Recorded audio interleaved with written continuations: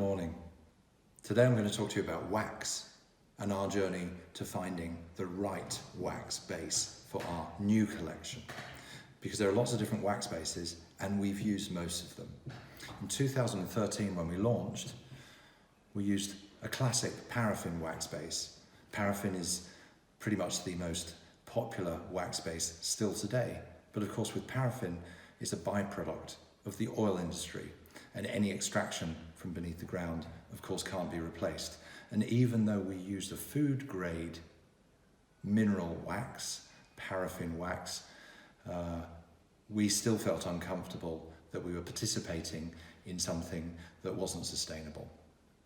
So in 2016, actually when we introduced the lids on the candles, we also made another change, which was to replace that paraffin wax with a palm wax, a vegetable base that came from palm oil.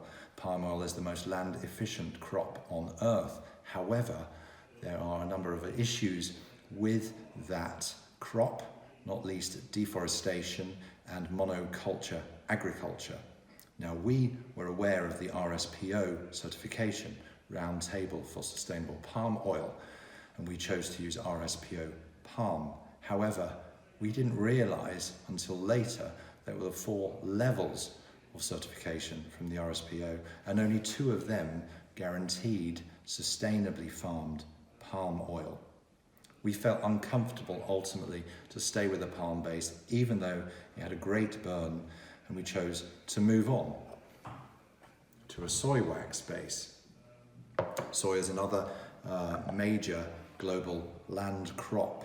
However, most of soy is genetically modified. So we had to find a non-GMO soy base, and we were also looking to secure supply from European soy, but we couldn't guarantee that. So often our soy had to come in from overseas, which we didn't really feel totally comfortable about.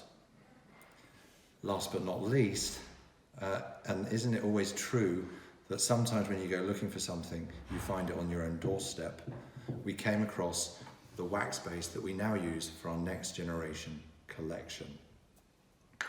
Swedish rapeseed wax that's sustainably farmed, traceable and non-GMO, and the Swedish border being only about 40 kilometers from where I'm currently sitting here in Copenhagen, local as well.